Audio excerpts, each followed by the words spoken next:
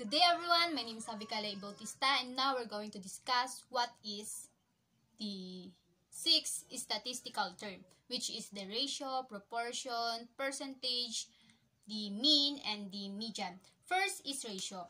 Ratio is a way comparing two or more quantities. We need just to compare the two numbers kung ano yung makukuha nating value ng ratio na yon.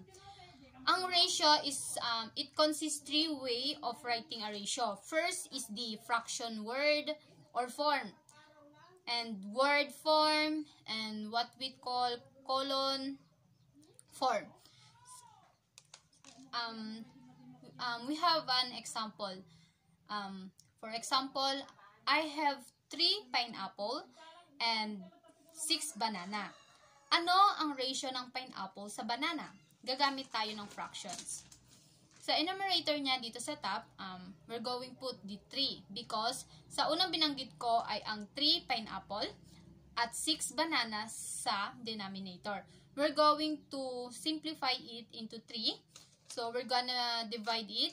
3 divided by 3 is equals to 1. And 6 divided by 3 is equals to 2. Kaya, ang makukuha nating pinaka-ratio or value neto ay 1 over 2 or 1:2.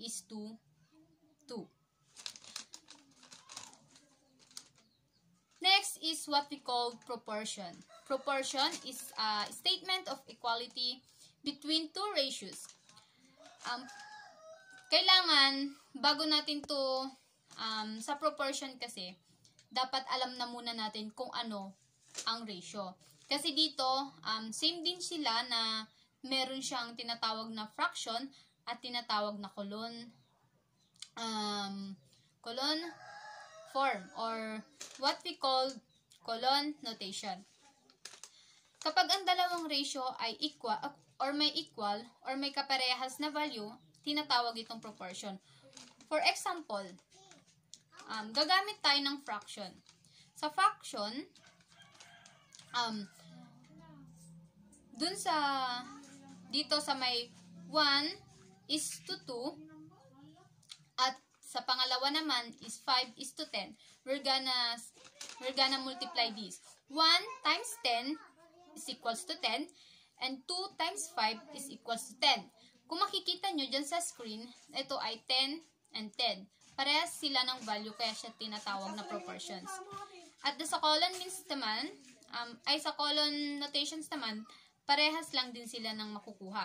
Kasi sa 1:2 or 1:2 at sa pangalawa naman is 5:2, pag ipag-multiply mo sila, sa pinaka-innermost mo ay sa may pinaka-outermost mo nan tayo. Ang outermost ay tinatawag na extreme at sa pinaka-innermost niya naman ay tinatawag siya means. Sa outermost niya, ito ay ang 1 times 10 is equals to 10 and 2 times 5 is equals to 10. Parehas silang value 10 sa 10. Kaya tinatawag siyang proportion. Next is the percentage. Ang percentage is a way to describe a part of a whole. Ang percentage kasi alam na natin yan. Pag naririnig nasasabi natin yan, naririnig natin yan, nagagawa na natin yan. Minsan sa paghihingi ng discount, sa mga interest, kapag may mga commission, at kapag sa pagbabayad natin ng mga taxes. For example, sa 50% of 60, we're going to solve this percentage para makuha natin yung kabuuan niya. So, ilalagay natin sa numerator niya yung 50%, tapos dun siya sa baba niyang denominator is a 100% kasi ito yung pinaka whole part siya ng percentage. Tapos imumultiply natin siya into 16 kasi yun yung 50% of 16 ang sabi doon. Kaya gagawin natin, imumultiply natin siya. Tapos sa baba niya naman is 1.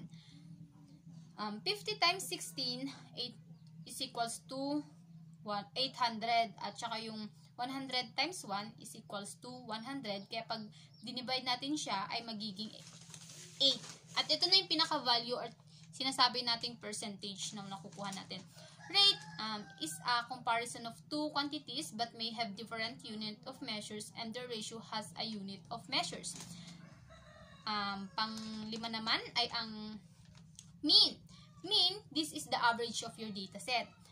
The value obtained by dividing the sum of set of quantities by the number of quantities in the set.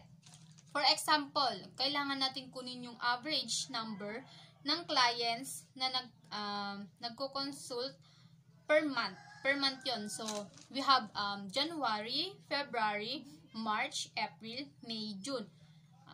Ang kukunin lang natin is nasa 6 months lang. Sa January, it consists 30, tapos sa February, 45, March 38, April 46, May 37, tsaka June 40.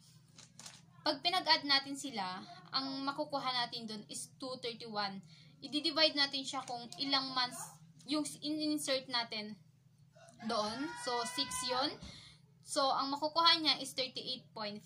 So, ito na yung pinaka-mean niya or pinaka-average na nakuha natin. Yun ay 38.5. Lastly is the median. The middle of the distribution when the numbers and in order. Ito yung, for example, is yung odd. 2, 4, 7. Ang nasa gitna niya is 4. So, this is the what we get or put is equals to 4. Sa even naman, meron tayong 2, 4, 7, 12. 4 na number yon. Dito sabi niya kasi middle. So, 4 na number yon. 2, 4, 7, 12. Dito sa 4, tsaka 7, meron tayong dalawang middle. So, we need to add this, kaya magiging 11 siya, at kailangan natin siyang i-divide into 2, kaya magiging 5.5 siya. Thank you!